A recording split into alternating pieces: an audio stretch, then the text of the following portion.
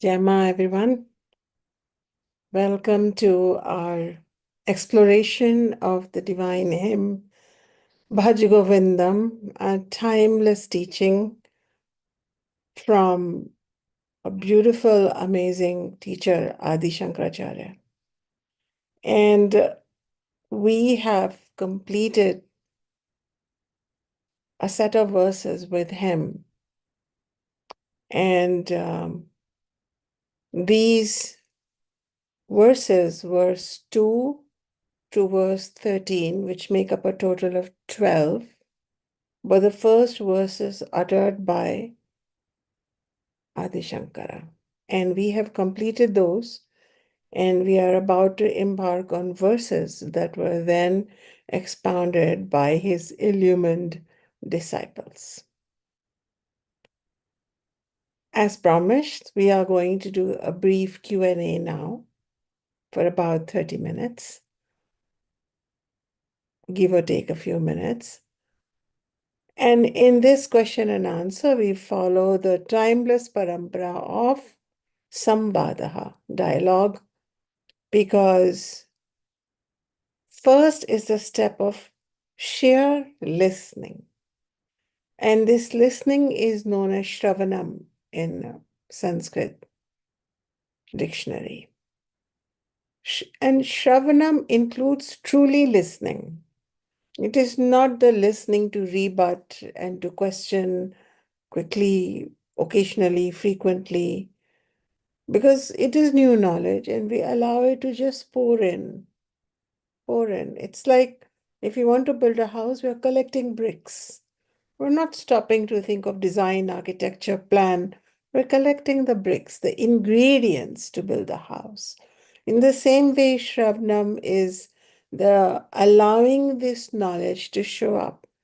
And what we only have to do is maintain regularity in that listening and frequency of that listening and the mindset with which we listen. With an open heart, a grateful mind, we listen.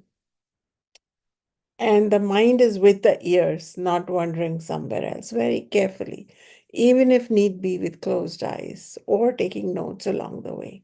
But we listen. And this Shravanam leads to some questions. Sometimes Shravanam answers questions, the previous questions, and sometimes it solidifies questions pertaining to the Jiva's journey. Now I have all these bricks. What do I do with them? How do I place them? Some questions come up. And so this is then handled through Samvaada or dialogue, because this then assists the second stage of Vedic learning known as Mananam. In Manana, one has done significant hearing, one's questions has been answered, and now one is proceeding towards thinking about it, journaling about it, connecting what they have understood with what they knew previously to be true, and enhancing their web of knowingness. And as we keep doing Maranam, life keeps happening. So then the third stage occurs. And in the third stage of Vedic learning, known as Nididhyasanam, we have this knowledge that we are reflecting upon in the background, and we notice that it is affecting a change in our emotions, in our behavior, in our attitude, most supremely towards our samsaric relationships, samsaric professions, samsaric opportunities. And a key change that transpires within us is that we stop being so default samsaric, so stuck in the trishnas for dhana, wealth, deha, body, and even for parloka, being frenetic in our religious or spiritual activities. And instead, we step back and we come more and more into our Atmic identity. So, a more detached person starts emerging in their same roles of life, in the same profession, in the same house, in the same neighborhood. Nothing changes outwardly, but everything changes inwardly. And this inward change versus the outward change, sometimes when we have not done enough of Shravanam, Mananam, Nididhyasanam, we quickly change the outward signs and symbols of our awakening. But actually, in the 14th verse, we shall find out that those are insignificant. The real changes are inward. But for now, we will take a halt. We will halt from simply exploring verse 14 like we always do, and instead spending some time in questions and answers.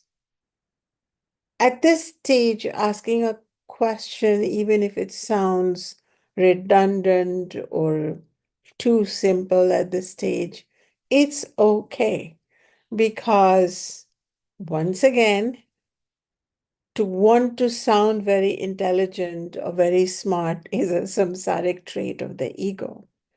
And to be simple and straightforward is the trait of the Atma. And this is the exact time to clarify your doubts. This can also be a good time if you feel that there is an observation that has been recurring back to you and you would like to share that observation. If there are not many questions and not many observations, then we shall proceed with verse 14. So now I open the floor for your interaction. Blessings on being such beautiful, inspired students. We have all been learning at the feet of a great teacher, Adi Shankaracharya. I find it personally a great privilege to convey his teaching to you. And if you are learning from me, so says the tradition, then I am learning from him. So we are all learning. This is a parampara. This is a chain. There is no one all-knowing. The only all-knowing one is Narayana, Vishnu, the ultimate one. Even Shankara, when he is writing or teaching, is constantly remembering his teacher and the teachers who came before him. So we bow to Ishvara for this divine opportunity to learn and share. Indeed, Govinda has called us to learn this, and now may the Samvad open. So who would like to go first?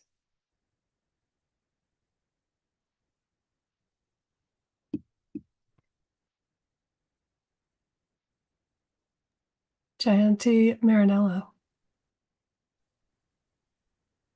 Acharya Shunya, everyone. So in reviewing your explanation of verse 12, I remember you said that we are carrying the burden of our unfulfilled desires, vasanas. And because of this, we are wandering here and there in this samsara. So then this question, while re-listening to this question came to me about karma.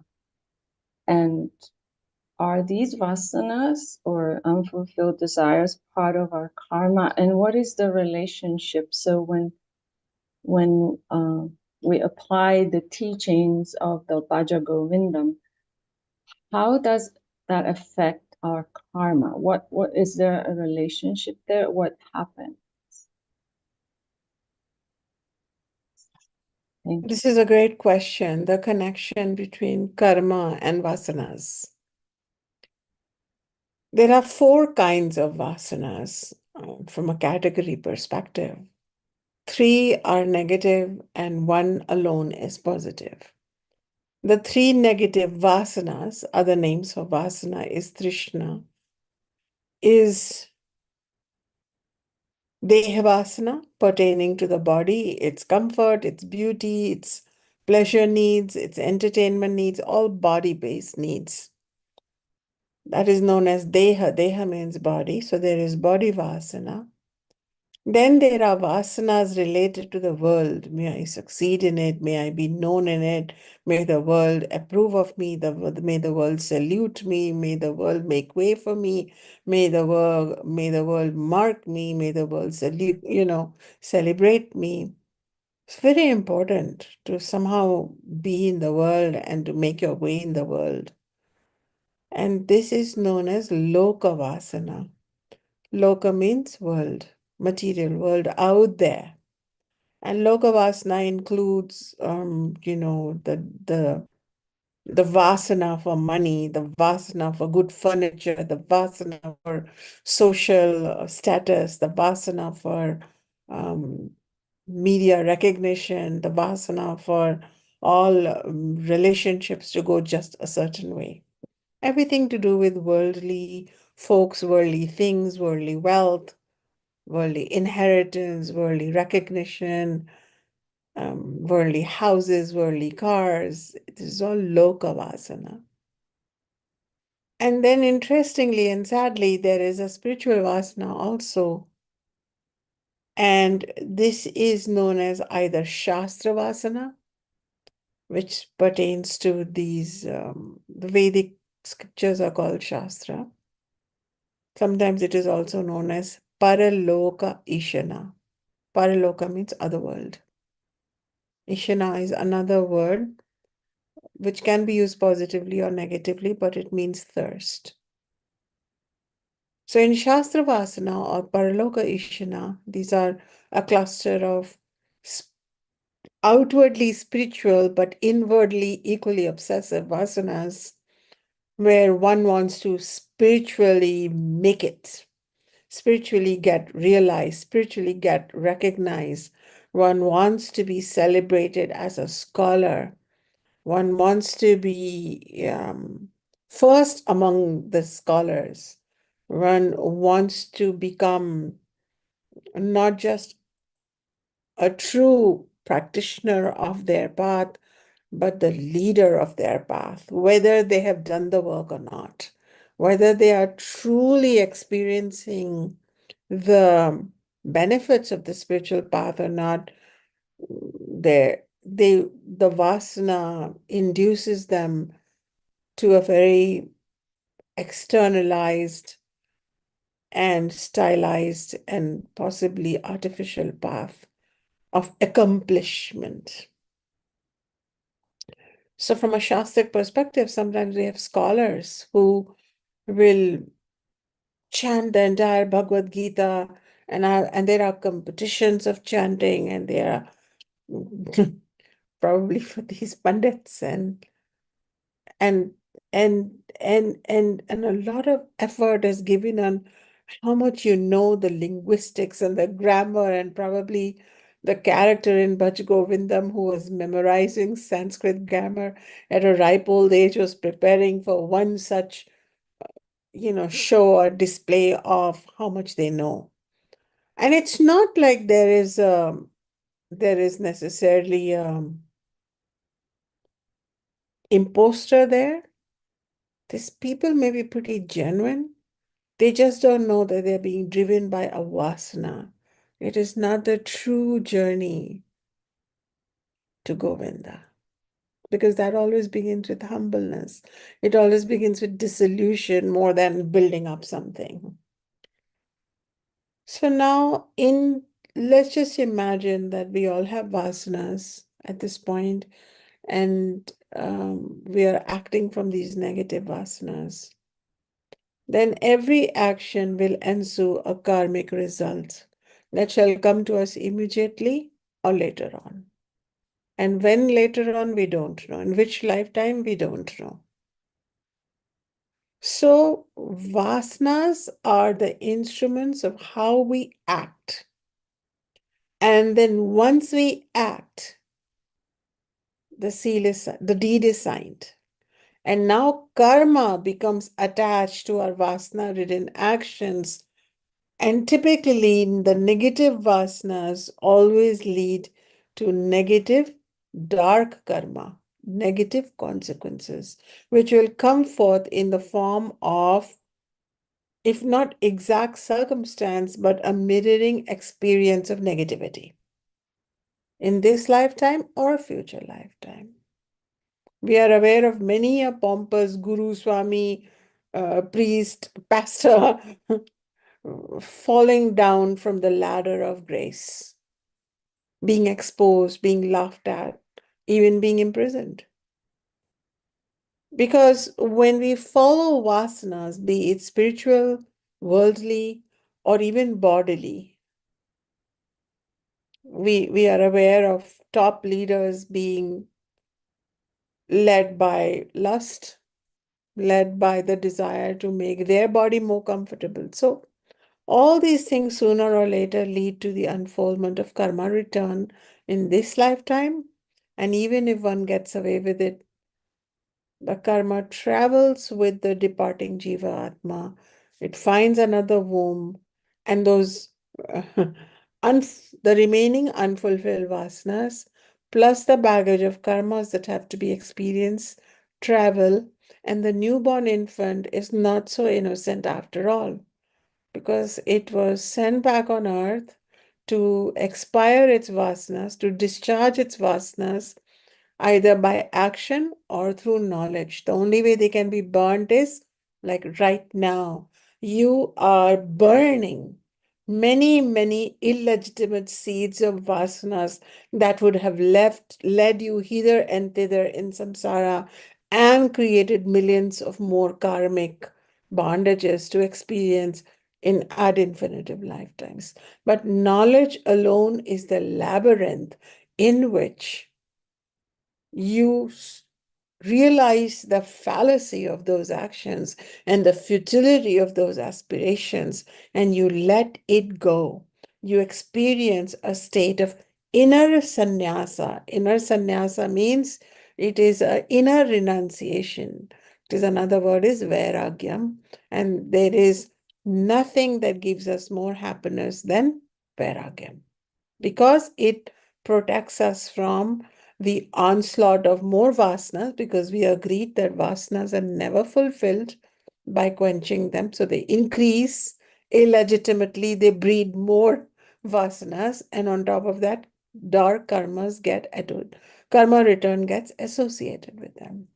So karmas are the result of vasana, and the negative karmas often breed more vasanas. So they have this dysfunctional relationship, unfortunately. Now let's talk about the fourth type, or the standalone vasana, the only vasana that is positive. And this occurs in us through the grace of Govinda. Only Ishvara intervenes. Most of us and the bodies all around us, which are reflecting sparks of that one truth, they're all caught up in vasanas. People driving to their work in their car and planning and scheming. It's all vasana driven. May or may not be need driven, but it is definitely vasana driven. The frustration, the resentment, the crestfallen behavior when one is not promoted or one doesn't have enough money to buy the best car model, one feels small, one feels angry, one feels resentful, and then one becomes even more active and aggressive in their search for material fulfillment. These are all vasana. Material fulfillment, spiritual fulfillment. People change gurus, they change outfits, they change their religions, they change their paths in this rush of vasana. They declare themselves guru before time. All this happens. Why? Because vasana strikes again, and this leads to creation of karmas. There is one auspicious, and we call it vasana because it too is a thirst.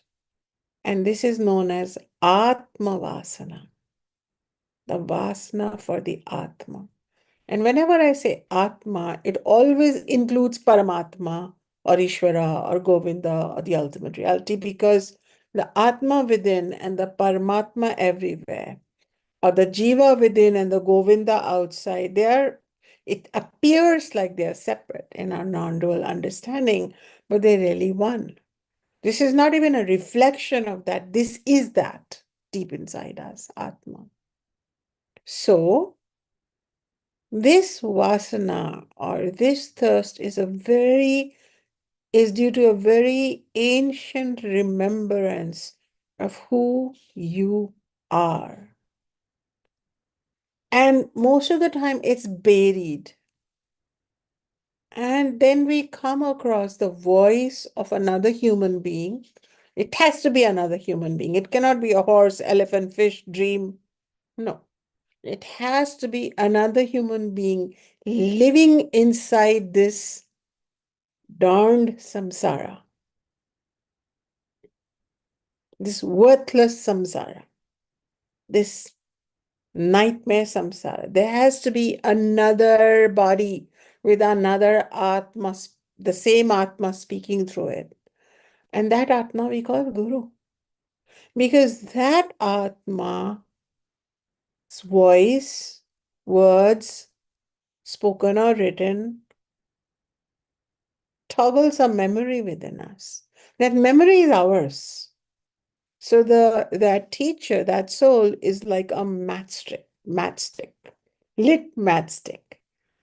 And the seeker catches fire. And then when they are exposed to this kind of shastric knowledge, which is not religious knowledge necessarily, this is about you. Govinda is your personal business. Govinda is that ultimate reality which you have to re-own. That's your home. So when, due to association with a Mahapurusha, a special teacher, you get the chance of a human birth, you get association with a teacher, and due to their teachings, many people study, they show up for various reasons. They show up for various good, positive reasons, but there are few who show up to realize their Atma. And such people are called moksharthi, or those who want moksha, those who want mukti. These are the true yogis among the seekers.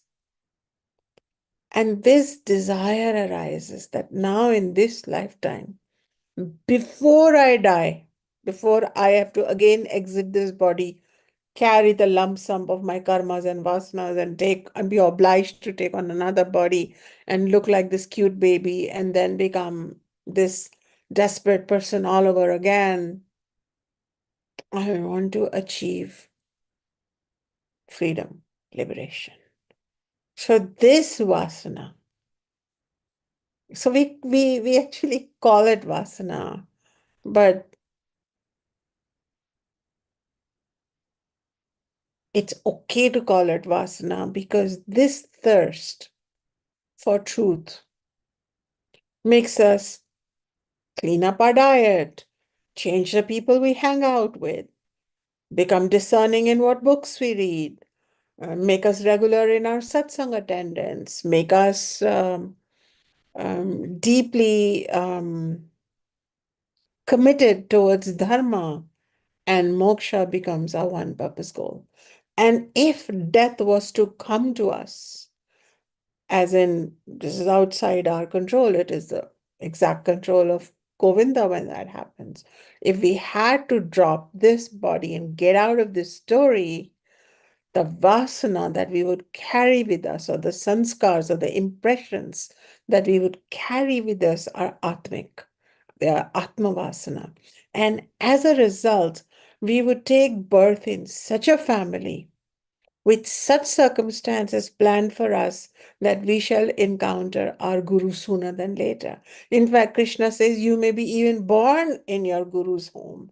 And so, for example, the grandchild that I will have need not just be a wandering soul. It could be one of my departed students or one of the departed students of my teacher. It could be that I was born, for example, in my guru's home as his grandchild. Or you could be born in the family of someone who is connected to a teacher or near a teacher's home or be close to someone. Situations will orchestrate that way because you have vasana. And vasanas are powerful. And vasanas, because we are powerful.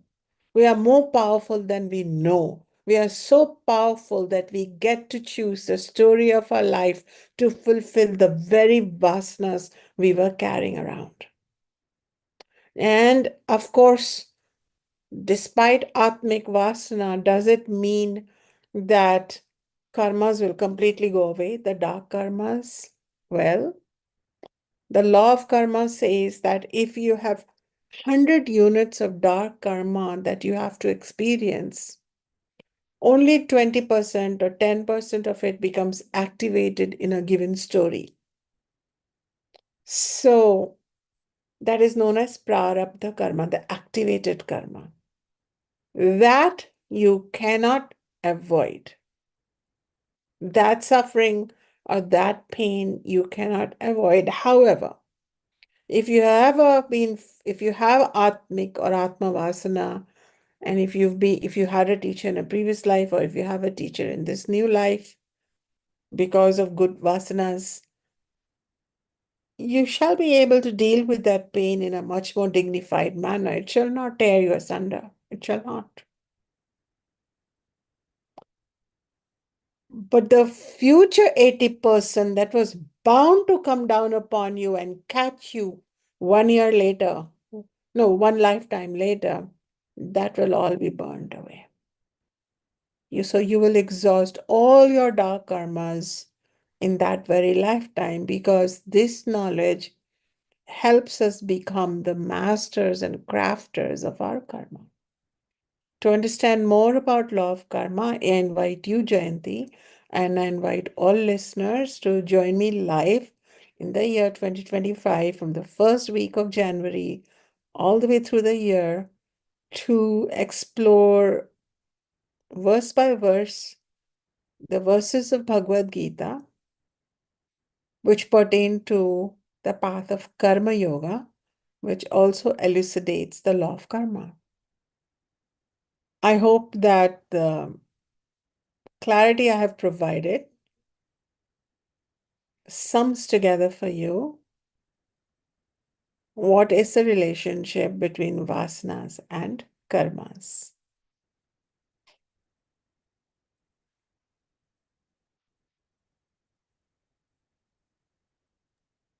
We have, we have another question. I would just like to say that I so appreciate your teachings and your willingness to teach us, me, who knows so little about this amazing ancient knowledge. All the other questions I might have about attention right now, I think are rather trivial given the discussion you gave on karma, but I just want to thank you very much. Thank you very much. Thank you. Thank you. We have another question from Jayanti Kristen. Shema. Bhaja Govindam. I started initially feeling that hammer, that waking up from Maya, and realizing where my attachments were still very strong. And then as the weeks went by, what was occurring to me more was the relentlessness of Vasana, and how human will alone is never enough. And this is another reason for turning to God, Bhaja Govinda, Bhaja Govinda. And that now as a question has occurred to me about avatara. When we invite through puja or through some of the beautiful practices you've led us through, when we invite a dear avatara to sit within us, how does this work? Is this a more aligning our jiva with the divine? Is it bringing us more of the divine grace? Is it both? I'm just curious about how inviting the Devi or whatever avatara we feel we need, how does that work? This is the beauty of the Hindu tradition, that which is closely aligned with the Vedic wisdom, that it allows for Ishvara. In fact, it not allows, it recognizes and it is grateful for Ishvara to be formless and boundless. Who can limit this ultimate reality, when this ultimate reality can be or become these multiple universes, trillions of galaxies, millions of body forms across many, many lokas or life platforms across this universe. What is stopping it from taking on a special body for a special purpose? That is why the tradition recognizes avatars. It also recognizes, so avatars typically descend on earth. It also recognizes devis and devatas or deities. So Krishna was an avatar, for example. Rama is an avatar, but Ganesha, Durga, Lakshmi, Saraswati. Lakshmi has taken a few avatars, but Saraswati. All of these are devis and devatas, and these are light bearers. These are Ishvara. So when I want to study, I remember Saraswati Ishvara. When I want to be relaxed or dharmic and clear, I remember Lakshmi's Ishvara. When I want to remove obstacles, I resort to Ganesha Ishvara. They may not take human avatar, but they are there. And they can be remembered with the flick of the imagination, just the mind, and they're there. Because Ishvara, you don't have to go somewhere for Ishvara. Ishvara is in every particle of the universe. So to answer your question, this is a very big difference between Western understanding of non-dual teachings and the original Indian. If you come across Vedanta teachers from the West, which has a conflict with religion, the conflict with religion, between science and religion, and between spirituality and religion. Not comfortable, because the God doesn't expand to allow their version of hypothesis or theory of creation, etc., from a science versus religious perspective. So there are conflicts. So I'm not saying what is right, what is wrong. I'm only pointing out to the obvious conflict. But in the study of Vedanta, in its pure tradition, the self comes afterwards, the knowledge of consciousness, self, Atma. In the beginning, we are so tainted in samsara and so buried with vasanas. And our mind is so sickeningly attached, and our tongue is so addicted to foods, and our body to lust and to other bodies, that we need Ishvara, as in the Devis, the Devatas, or an avatar. And the Devi Devata can include Devi Devatas of different cultures, or one of your creation, your imagination. or it could be an avatar of different creations, but we need some supreme help. Now, whether you remember a modern day avatar, whether you remember an ancient avatar, what happens is that your mind goes away from samsara and in that moment connects with that one truth, one light, one intelligence.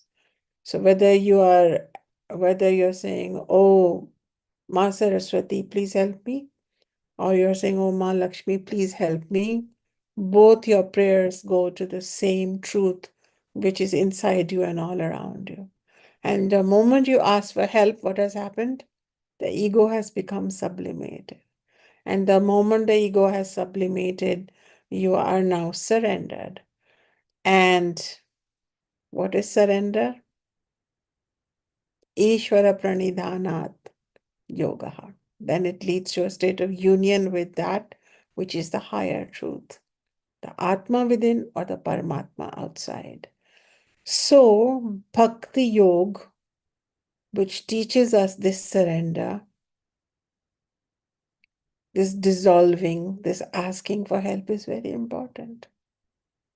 And we have to ask Shakti, who is Mother, for giving Shakti to our Bhakti. Because without this help, we don't get a human birth. We don't get the opportunistic circumstances to find our Guru. Our Guru will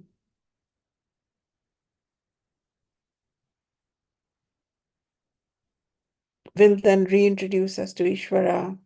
First, we don't know Ishvara, but Ishvara is still supporting our circumstances.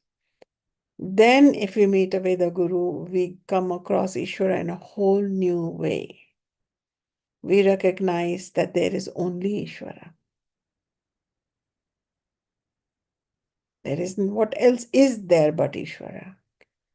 And then we start realizing that, oh, Ishvara, look at me, I'm stinking with vasanas. But then another thing happens because of the study of Bhakti Yoga, as you have done with me. We did not feel shameful. We can say, look what you're doing. Look, the Ishvara within me is all laden up with vasanas and tired of these dark karmas. Let's clean up. So it's like at that moment, it's like a ray of light has become muddied and it recognizes it. So it talks to the sun about it, but it's a ray of sun. So this is now Vishishta Advaita. So at that time, we are like a part of it. But then as the mud is removed, the ray of light is now just the sun. Now it is Advaita, oneness. So deities, devis or devas, avatars, we traditional people, we recognize the traditional avatars. We're not very clear about modern people declaring themselves as avatars. They may be, but it has not been noted in our tradition of these avatars because the avatars who are yet to come has also been noted. So they are not part of that. But we tend to be quite complete with the avatars we are familiar with. And when you continue studying in the Vedic study circle with me, our plan is to talk about the avatars of Ishvara, the 10 known avatars, because Ishvara is Brahma, Ishvara is Vishnu, Ishvara is Shiva. But the aspect of Ishvara that takes avatar is Vishnu, because Vishnu is the maintainer of harmony. And so from time to time, Vishnu takes on an avatar to assist a single bhakta, so and can also take an avatar for collective harmony. Sometimes Ishvara takes on an unknown avatar in a moment to support you. So anything is possible in this magical, sacred universe. Anything. I hope my response helps you. My whole purpose of this response was to reassure you. Do not be afraid of the layers of vasanas and the morbidities that have set in. Just keep surrendering and asking. You make your best attempt. And once Ishvara, that great mind, knows that your small mind in that wants to clean up and land back inside, nothing can stop it. And it will all become expedited. That is why may there be Shakti to your bhakti. Yeah, man. We have another question from Lakshmi. Acharya Shunya.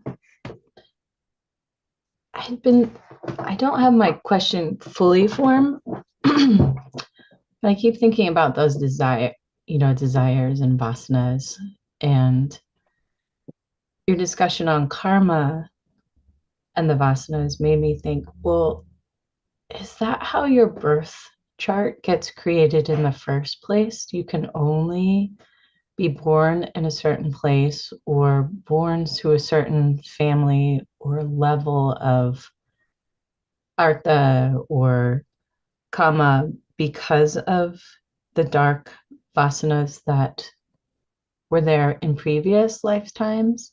Like my chart is started out very dark with not the greatest family. And so I assume that's from previous vasanas from another lifetime playing through this birth chart. And I also wonder, do only certain people have the opportunity for moksha in their birth chart because of the vasanas from a previous lifetime? And No, if we come again for the second question. do only certain people have the opportunity for moksha in their birth chart? I know that Jyotish readers can see whether that's a greater opportunity for you through your chart than other people. So do you always have the ability to have moksha, no matter what in the lifetime, and no matter what vasanas came before, or does your birth chart, is your birth chart determinant of that? So the birth chart, I'll answer you. And then if you have more questions, you can ask, but let me answer these first two, just to be very clear. So to be very clear, your birth is not based on your vasanas. Because you can have the vasana to be the Queen of England. That doesn't mean you're going to be born in the house of the Queen of England. So your vasana just propels the next birth, because you could be born in person's house who doesn't have food to eat, but you could have the vasana to be the Queen of England, and as a result, you would be, a go-getter and, seeking wealth, and based on the hunger and the level of it, you may or may not approach it honestly or ethically. You may get more and more desperate. So Vasana does not decide the family of birth. It is your net karmas. So if Lakshmi, since you brought out about your family of origin who had a darker climate, if some suffering was written for you in childhood, but not in older time, as you get older, then a certain family is provided for us to fulfill those expectations for us, our soul's karmas for us, not expectations. None of us expect unhappiness, but we are shocked that we get it. But it is matched by the universe because you are discharging your karma through that suffering, through those tears, through those numbing. That's one way. I know I'm your teacher and you know I'm your teacher and you are my student.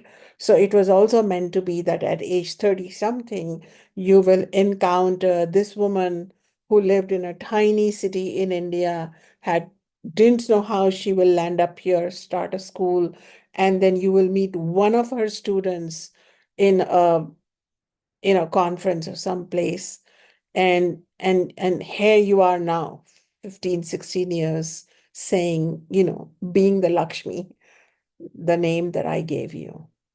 So karmas decide a couple of things when we die. Our karmas decide the next species in which we will be born, human or otherwise. The next loka, which dimension we'll be born in, on earth, above earth, which is better, or below earth, which is not easy. Darker, darker, darker, darker. This is mixed, half dark, half light. And above is more light. So it decides the dimension where we will be born next, the species, then the exact womb. Which womb? So that womb is connected to family, history, culture, nation, narrative, religion. And then the bhoga, how much happiness we will get and how much sorrow. This is all part of Govinda's plan. So the net amount of happiness and sorrow is now fixed for that lifetime. That's what's called as activated karma. And there is no amount of Bhaja Govindam that you can do that can move the pin on that. Sorrow will come, those waves shall come for you, and the happy waves shall come. You can neither stop the unhappy waves nor the happy waves. So the only thing you can do if you are lucky enough to encounter this wisdom is to stand not in the middle of the ocean and be tossed around by the waves, but step back in an observer mode with knowledge and say, interesting, the tsunami is coming, but I am one with Govinda. I am Atma. I stand steadfast. Happy little bubbly waves are coming. It's okay. So we deal with the polarities with inner stillness. And as a result, we don't get undone by either wave. So it is the karma that is mapped by Jyotish, by the Vedic chart specifically. Only the Vedic charts can really show up our karma because of the nexus of Rahu and Ketu and certain conjunctions and where they are. They can also show us where our Vasana lies. And typically that is the house in which this shadowy graha or planet called Rahu is. Because Rahu is a headless thing and it keeps wanting to eat and devour. So at any cost, it shall be fulfilled. So that's where the Vasana is. That's where we become blind, metaphorically. That's where we become,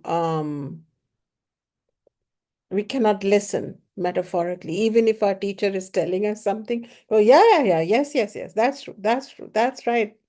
We don't listen. So we become, what is it called? To not be able to,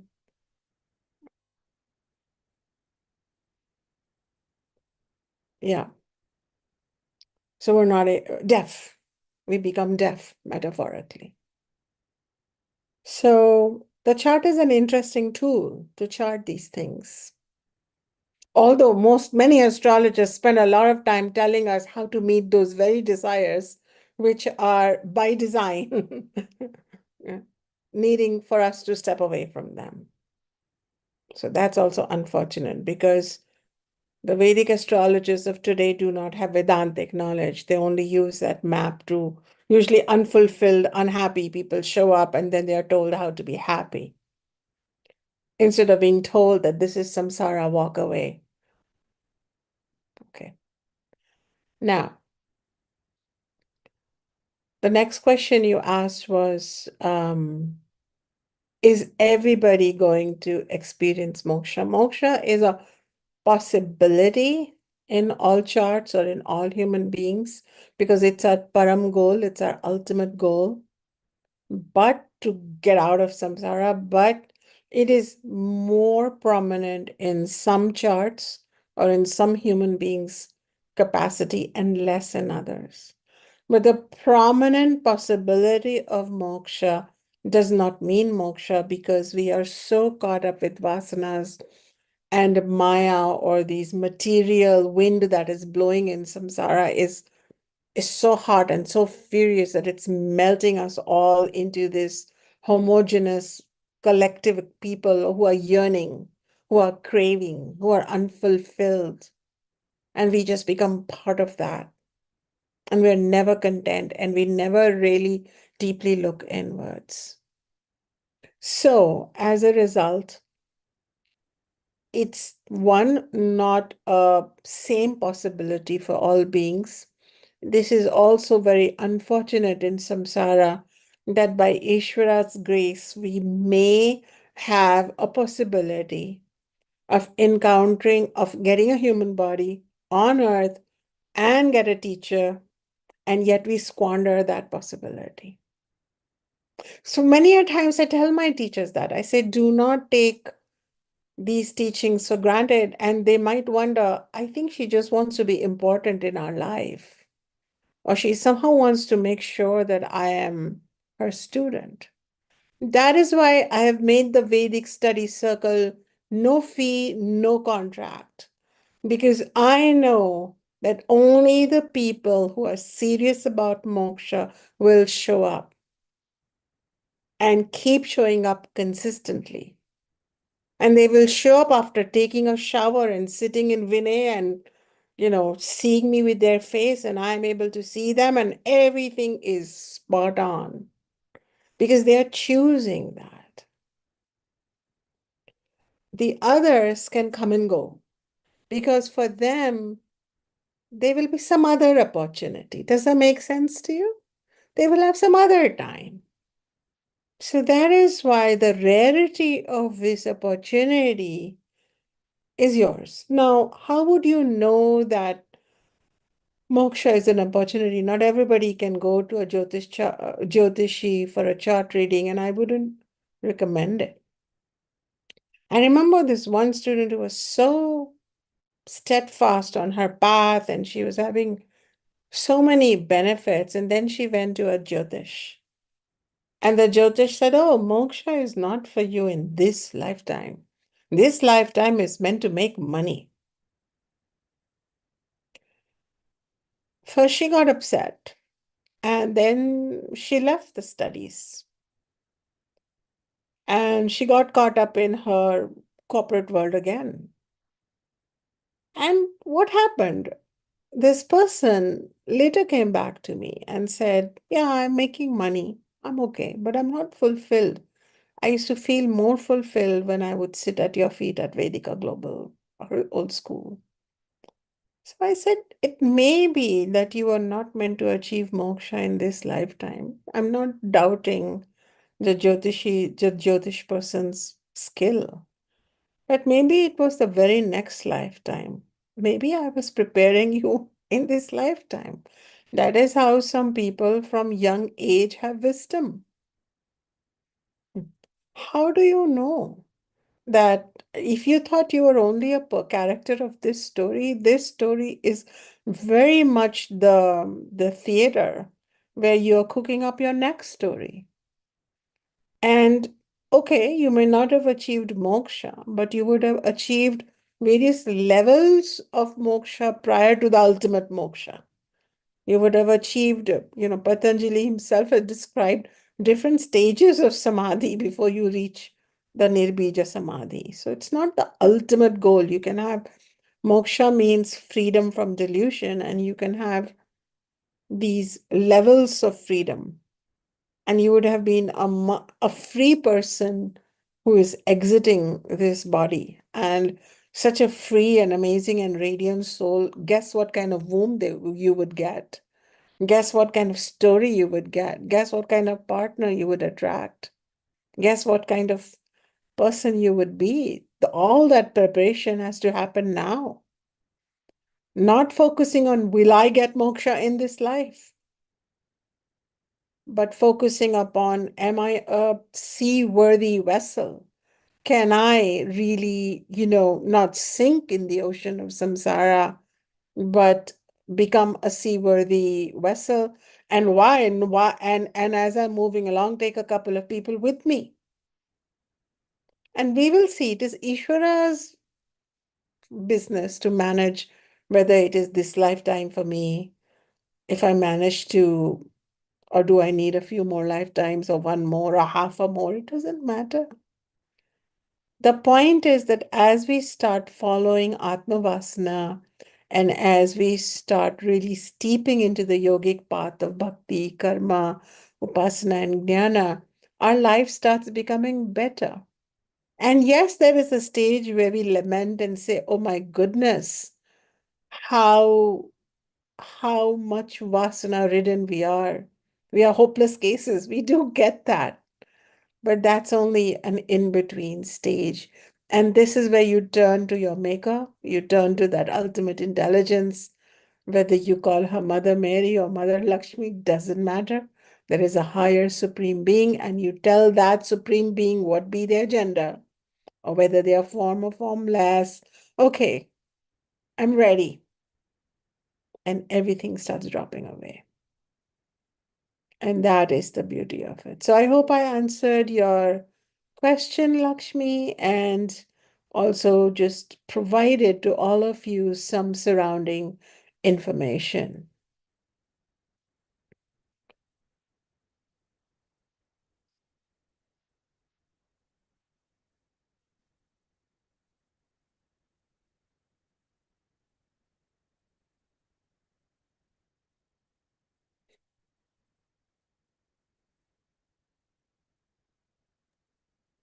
We have one more question if there's time with Arjuna. Jema, Gemma. this has been very helpful, this Q&A time, clarifying a lot of things. Going back to an earlier question about invoking the deities, it occurs to me that we're asking for help to be conscious of what's already in us. That actually, I start to cry from that realization. That's so powerful.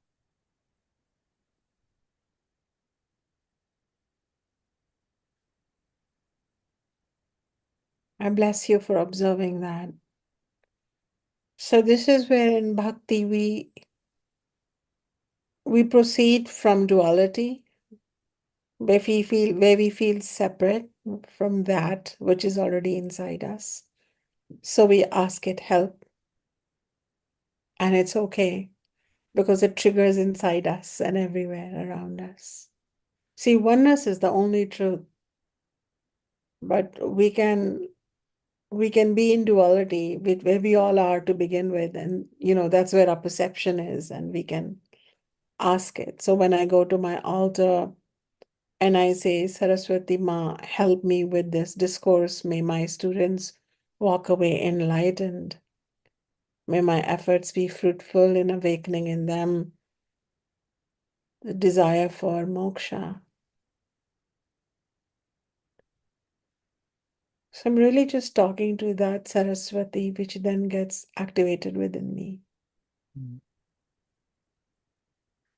And it's okay. It's okay.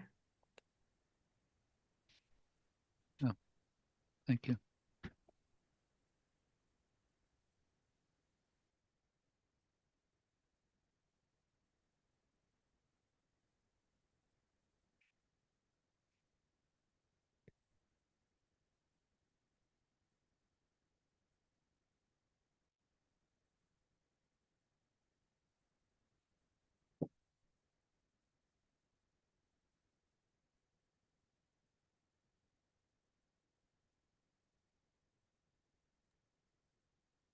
I have some birds very loud outside my window right now, and they are playing and squabbling for something, maybe a worm at the same time. And I think of these two are jivas. They could have been humans in another lifetime. But when we are born in some other womb, we have a complete life, but it's a life of artha and kama, survival and pleasure. But Very little dharma. Whatever dharma birds have is more of a collective dharma to follow their own rules as birds, but there is no propensity for moksha. None. So that is why the human birth is precious, because we are not only an aware mind, a bird is also aware of its surroundings, but we are self-aware. We can take this awareness and convert it into a torch, and we can become aware of the samsaric muck all around us and say, you know what, I'm still here, so I have to participate in it. This is my school, but I need not be mechanical and asleep in this participation. Any more questions? How much time do we have left? It's just one real quick thing. I've noticed in many of these, in this recent studies of the Bhaja Govindam, that many of the exercises and the suggestions are to move our attention from this material world to the divine. And like you mentioned before, the divine doesn't need us to pray to them, but praying to them, we put our attention on the divine. And so whether you say, okay, even when you eat, imagine that you're feeding, nourishing the Ishwar within you, or when you see a beautiful thing, appreciate the Ishwar in that. That it seems to me that many of these practices for the simple mind like mine could be seen as drawing our attention away from this material world, which of course is conditioned by all our samsaras, into this just pure, simple attention toward the divine. Then, of course, Absolutely, Arya, and not just your simple mind. Actually, it is that simple. It need not be complex. And different compositions by Shankaracharya and other teachers have a different purpose. Now, Bhagavad Gita has multiple purposes. It's a go-to book. You see that whatever I teach, I quote from Bhagavad Gita, because it has something for everyone. It's for everything. But most hymns and compositions have a specific purpose. And this one is driving us with a clear purpose of making us question our comfort inside samsara, what we have normalized. And the vasanas that we have normalized, the suffering that we have normalized, the clutching and attachments that we have normalized. Yeah, right, exactly. The relationships that leave us unfulfilled, but we've normalized questing for them. Like it's a way of our life. We have support groups to help each other stay stuck. And and the purpose of Bhaja Govindam is to chip away at that comfort level that we have found inside samsara.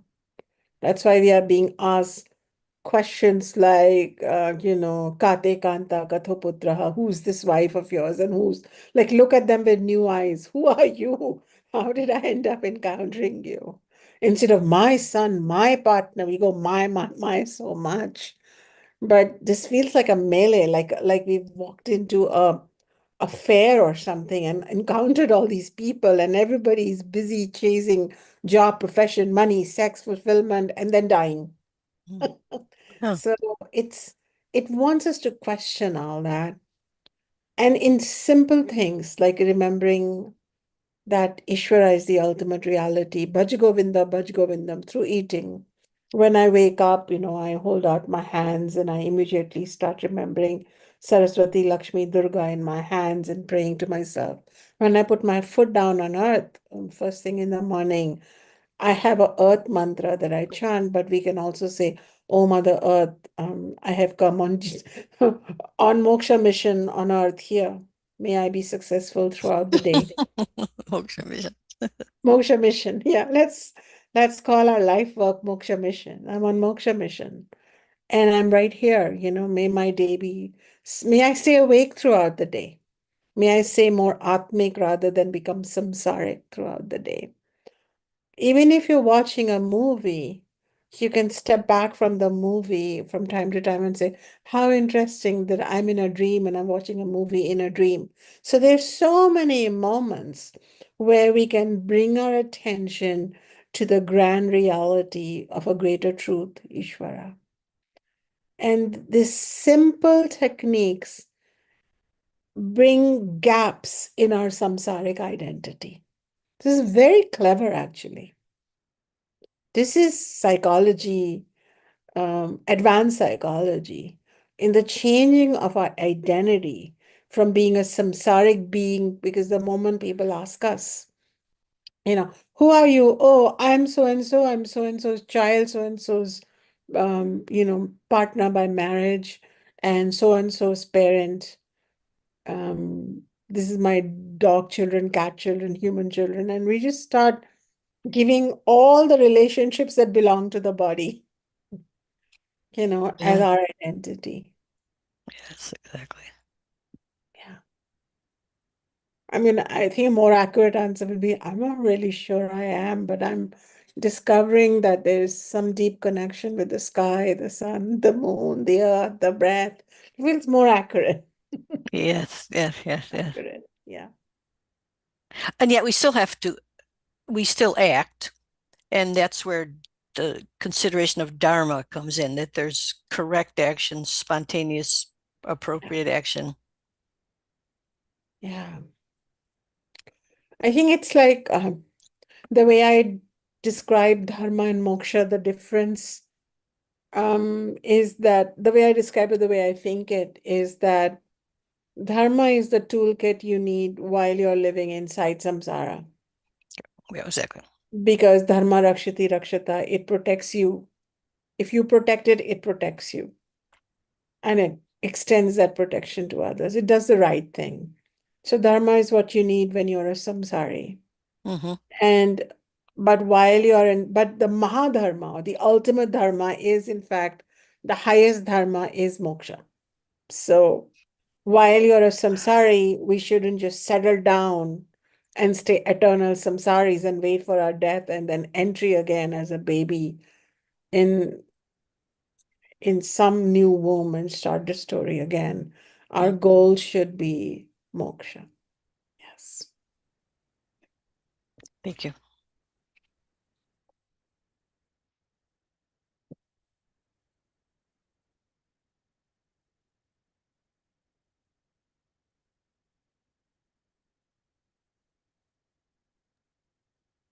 Shunya, do we have time for more questions? Yeah, I'd like to answer all the questions, at least for this round of seekers who've shown up live. Okay. Yeah. Anne Marie has a question.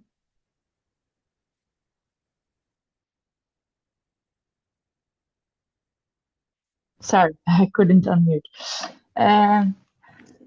Yeah, I have a question in relation to what extent you can actually, burn your karma. So with dharmic action, it protects you, you say, right, against the karmic situations, but you still have to endure your karma. So does dharma allow you to burn karma? That's what you're Yeah, asking. yeah. No. Yeah, or can you somehow influence your karma? No. Oh, yeah, you can influence your karma for future, because when you act from a dharmic perspective, you do not create so much dark karma. Mm-hmm. For example, if someone acts in an unconscious manner towards you, no matter which way you choose to respond, you can still be conscious. And karmas that are discharged in a conscious space tend to have more conscious return than unconscious return. So there is no doubt that dharma is a call to doing the right thing. Also, dharma where you have ahimsa, non-violence, violence is allowed only in very rare and unique situations, and you need to read Sovereign Self, my book, for it. But perhaps to protect yourself and to society, for a greater imperative, violence is used, not otherwise. But when you come from these higher values, the seeds you're sowing are definitely dharmic, and they will have better karmic results if you acted from compassion towards someone, out of turn even. For example, I often talk about this paternal uncle of mine who was verbally and emotionally abusive towards I and my sister. When we became motherless and we were in his charge, he and his partner wife were looking after us. They would both be a bit tough on us.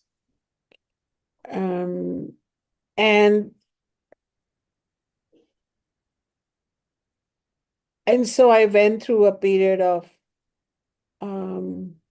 working with his being in my being, and I realized that if there is no one but Ishvara, then that uncle is Ishvara, and I needed to discharge that suffering.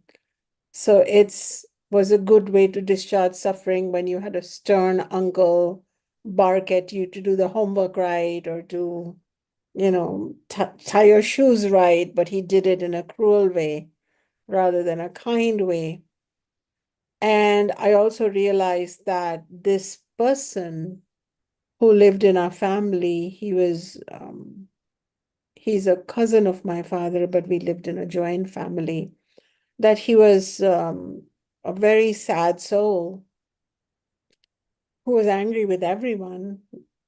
And he stayed in our home near Baba, but could not accept Baba as his guru, kept having ego issues with Baba, could not learn a thing, is now so old and alone.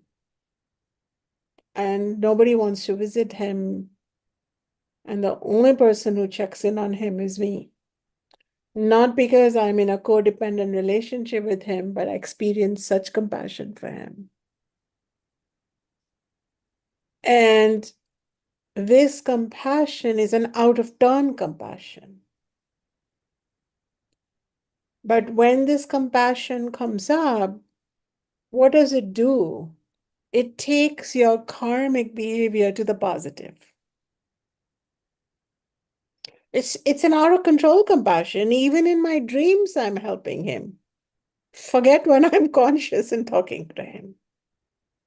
So it's an out-of-control compassion. It is a pure and pure dharmic response to the soul, to the Ishvara within the soul. And as a result, when you become dharmic, in samsara, you become a different person. Because otherwise, samsaris, they only act and react based on what input they get. Their output is accordingly. So Dharma helps you diffuse, soften, and purify your karmic load. I'm not sure, I'm very sure that it doesn't allow you to burn it. The only way it can burn it is because when you disidentify with this body being identity, the moment you stop realizing that you're Anne Margie, that's your name, right, my child? Did I Yeah, and pronounce it Marie. correct? Anne Marie. The moment when you start realizing I'm Atma, this body people call Anne Marie. When that separation happens, and it shall in this lifetime, with this level of studies that you're doing, as you start separating, now karmas don't have a nexus to come to because you are not that. And it's really only then that they become discharged completely. So it's when you reclaim your Atmic identity, karmas do not belong to Atma. And so it is the moksha process that burns all karmas. Then you become a free agent completely. Some level of karma will still influence us, as in when will we discard that body? When did that body fall away? What will a tree fall on it, or will cancer break out in the cells? What will be the way that the body dissociates from the Atma? All that is pre-decided. Okay. And those karmas we cannot remove because that's part of the natural law. Because if every enlightened being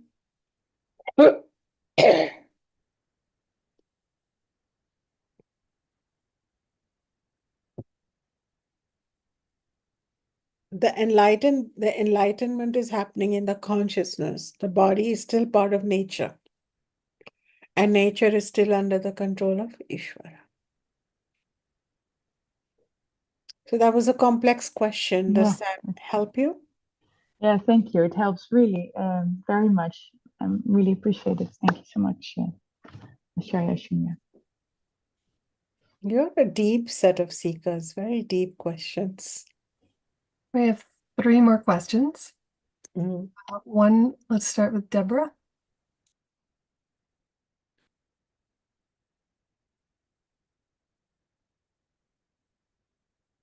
Jemai, I wanted to ask, excuse me, this has all been very, very helpful. And I was reluctant to ask my question, and I just realized it's what's coming up for me is just being my challenge that it is a worthy, or that it matters, or all that stuff. So anyways, I have been studying and contemplating and have gained a lot of insight that's helped my life. And recently, I feel like, I don't know if it's like deep pain being played out or something, but I've always felt this very close to the presence of Ishvara since I was small in my lifetime. And just recently, I feel like the door has been slammed shut. And I'm trying to step back and say, oh, this is interesting. What is there here for me to learn? But it's like my deep seeking and my deep yearning. I don't know how to describe it, but I just feel like there was like a slap or a door being slammed shut. And that it's like, like these questions that have never come up before. All of a sudden they're saying, like, what do you expect to get from this? What will your life look like? How will this be different? How would you move in life? All of this, I don't understand it, but everything has just been kind of shut down. And I'm asking for help in how to proceed, how to move through this muddy water.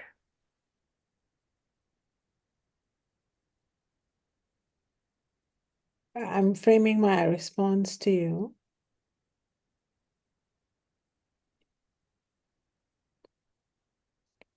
So I'll give you a response this way, that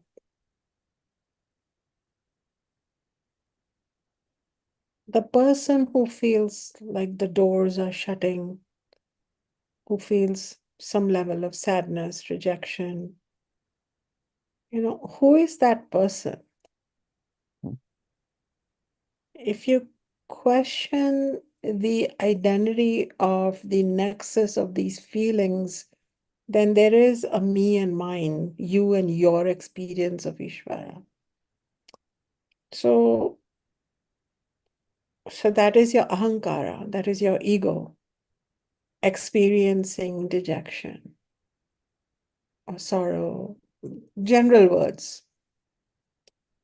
Sometimes there are egos that come up and say, I'm feeling called and I'm feeling hugged and I am feeling blessed. Positive, negative. So our suggestion is then to question that I, more than question the experience of that I. And the validator of those experiences. What is that I? It's a very shadowy I. It doesn't matter, rejection or acceptance. What matters is that this I should not dictate your awareness. And Deborah, chances are that when we start deepening, sometimes our ego plays a trick on us also and tries to create blockages, perceived blockages. At this time, we should stop thinking and we should go into the thinking of Shastra.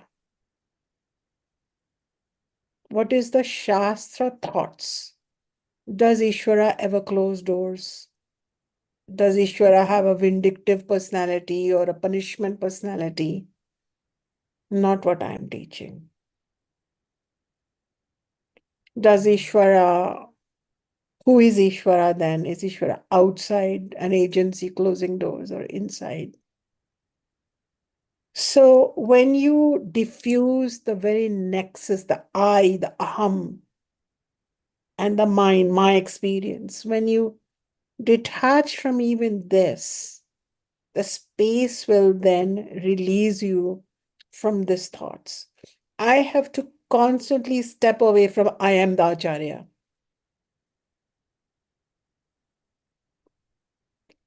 So that I can just be Atma. Acharya Arya said, thank you for showing up and teaching.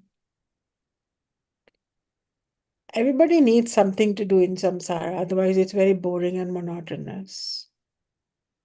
So I show up and teach Bhaja Govindam. I'm not minimizing myself, but I'm really telling you the truth. If Ishvara didn't choose this body and this mouth and this speech to speak this, there's not a chance I can do this. So let's be very real. Maybe now it's the battle, it's a real battle between that sense of I within you and the real I, which is already one with Ishvara. So there is no question of opening and closing doors. And I'm speaking to the ego, so it may sound a bit straightforward and a bit like, hey, but it doesn't really have any ground to stand on. So it can't really close any doors. It didn't even open them for you to begin with. Your worthiness, your journey is eternal. And your qualification to receive this knowledge precedes meeting me. If my lifetime comes to an end in the next 5 minutes, Ishvara will see to it that your journey continues. So let's not get all caught up with the importance of our jivas here, shall we? And let us really dissolve into the pure light of Ishvara. What you do is you say, I'm just going on with my day and routine. These are ideas that don't even need unsubscription or subscription because they are what is known as mithya. What is mithya? It's an interesting word that you're all going to continue coming across in Vedanta teachings. Some of you already know it, for those of you who are new. Mithya is incorrectly defined as illusion. It is not an illusion. but it has questionable reality. Like if you walk into a room which has less light, you see a snake and you get scared because it's coiled up in a corner and you get scared. But when you turn on the light of knowledge, you see that it's a rope. But temporarily, till you believed it was a snake, it made you panic and sweat and scream. So it had a temporary reality. It exists till you believe it exists. The ego and its fears are mithya. And actually, I'm about to talk about this mithya aspect in the next verse that we will take up in our next session. Verse 14. Thank So you. what is mithya can be dislodged is my answer to you. Seen through. Seen through. That is very helpful because I could see that I was clutching to the suffering, to that illusion. And I was just, that was like a habit of feeling comfortable in samsara and just snuggling in there like it was the place to be rather than stepping back. But I If you asked, clutch to enlightenment also, I will let you know. It's the clutching that's the problem. So yes, we clutch, we hold on to various things, but unclutching is just a reminder, one reminder away. I'm very glad you brought up that question. It's a very important question, and it speaks to your honesty and truth, and it happens to the best of us, to the best of us. thank I you. have, through my own journey, gone through periods where I felt, is the Devi angry with me and things? And it's like, who's angry with who? It's, Mhm. get real, drink a cup of chai and move on in life. Mm. Cheers. Cheers.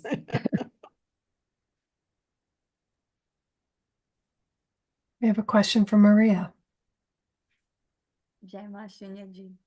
You've spoken today about the way to burn karmas being this identification with Atma rather than with our roles and our bodies and the experiences of the world. And I thought I had heard you speak in other contexts, and perhaps this may overlap with the Bhagavad Gita teachings of next year, but I thought I heard you say that offering our actions to Ishvara, recognizing and more from this bhakti lens that Ishvara has given us this setup, and offering the actions, the fruits of our actions back to Ishvara is a way to also burn those karmas. So am I misunderstanding? Are there these multiple entry points, or is that offering more of certainly something that's helpful, just as these different conceptions of Ishvara, whether far away or part of us or in us, are helpful to us at different parts of our journey? Is that offering more of like a stepping stone of sorts, that it's not burning our karma, but it's just making it less dark and having less of an effect on us, but the ultimate striving is not to think of it in that way, is to just think of it as that pure, this is the body performing these actions. Who is doing this? I am the Atma that is not performing the actions, it's just observing. Is that the quote unquote ideal? Is the ideal to drop this notion of offering to Ishvara? Because I mean, certainly when I think of it that way, there is, if I'm struggling to find motivation to accomplish some kind of task, for example, thinking I'm offering this to that great omniscience, which is that great intelligence. There's certainly this sense of awe and softening and greater motivation which comes. And so it doesn't seem to me like it's a bad thing, but from what you had said earlier, that doesn't seem to be the ultimate journey to conceive of it in that way. So if you could just kindly kind of help me to reconcile those two. That would be lovely. Thank you so much. No reconciliation needed. I'm just such a fortunate teacher to have you in my Villa. I'm so No, grateful. you're correct. Actually, there are these pathways, and all these the most important pathways. Some of the most important pathways are Karma Yoga and Jnana Yoga. So Jnana Yoga way of burning karmas or discharging the fruit of the karmas, future ones, is to return to our Atmic identity, to no longer identify with our samsaric, being. An extension of that is Karma Yoga. Because just because you've identified with your Atma now, you no longer think of this body as you. You just think of this body as a machine that you are using to express what you need to express. From that perspective, when you act, then you're very correct, my dear. This is a teaching that I've already taught and I will teach again. So I didn't go there, but you remembered, and that makes me mighty pleased that you are making these connections. So what will you do? How do you act? How do I act? After all, the body is showing up, the speech is speaking located in the body, then who is doing the teaching? So in my case, I know that the body is acting, and so this act of teaching, so that it doesn't, the good things attached to it also don't come back to me, because I don't want good or bad karma. I just want neutral karma that is best for moksha. So what do? You offer it to Ishvara. And when you all give me gratitude and thanks, then it is a thanks back from Ishvara. So then the relationship is not about the ego. So you are correct, Maria. This is called Ishvara Arpana Buddhi. When we offer, Arpana means offer. And Prasada Buddhi means when we get something back, good or bad. So when we start something, we are offering it, and whatever we receive from it, it's more or less easy or less easy. We think it is a gift back from Ishvara, because even if it is uneasy, it will lead me to something good for my soul. So this is, yes, an extension of what I was teaching, how to be an Atma inside samsara, but I hadn't come into these teachings, but you remembered them and they are correct. And for those of you who find this intriguing but new and confusing, this is more specifically part of Karma Yoga, which I will expound upon next year in 2025. If you watch this video or this recording before 2025, or go back and find it. However, there is another piece of news. Along with teaching Bhaja Govindam in 2024, I'm also teaching Bhakti Yoga in my Vedic study circle. And there I am exploring key verses from the Bhagavad Gita, from the Narada Bhakti Sutra and Chandalya Bhakti Sutras. And interestingly, the verse that I have picked out, which I'm about to expound, is pertaining to this. So there is some knowledge coming up based on this teaching right away. So in short, you're correct. Thank you so much. It's so helpful to know that they're complementary to each other. In fact, it's beautiful. Thank you. We have one more question from Rochelle.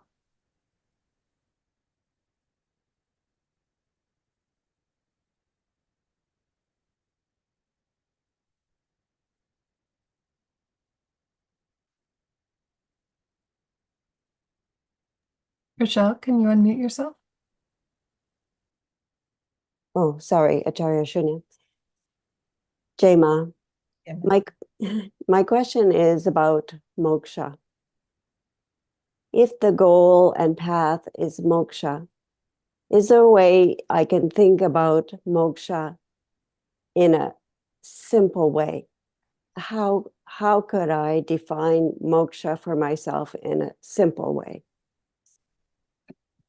Yes. So moksha comes from two words, and maybe you can write them, Aparna: moha and kshaya. Moha means delusion, and we are studying all about delusions in Bhaja Govindam. Delusion that befit our mind in samsara and make us these material machines who are chasing vasanas. That's what we are really. And kshaya means the dissolution of.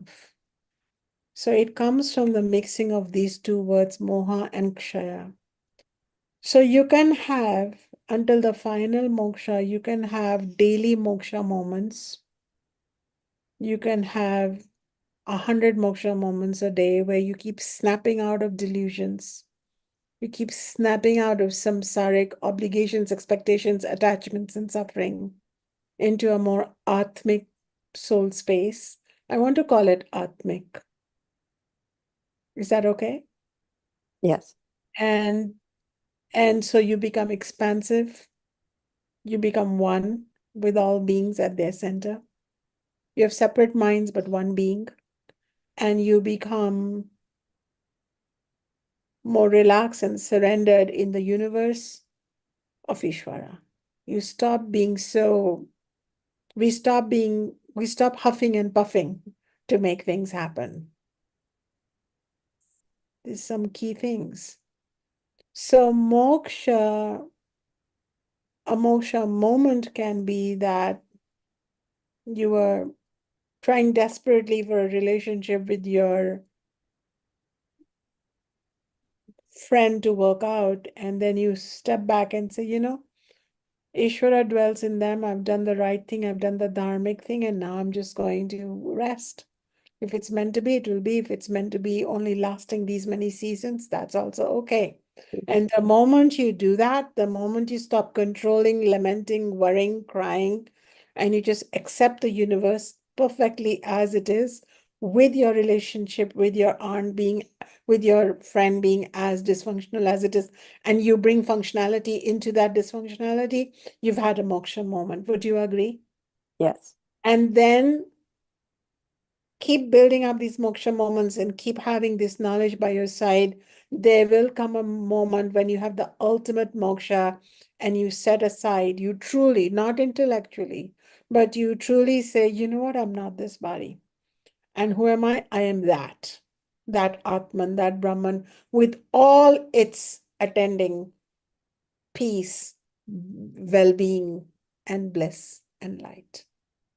So it's almost like you let go of the sediments and you reclaim the light within. So that's the moment of self-realization or the ultimate moksha. But you'll get practice by doing these small moksha moments throughout. Yeah. Does this help you? This small mission? Okay. Yes, very much. Thank you. Thank you. Off you go on your moksha mission. Okay. Thank you. I believe that's all the questions.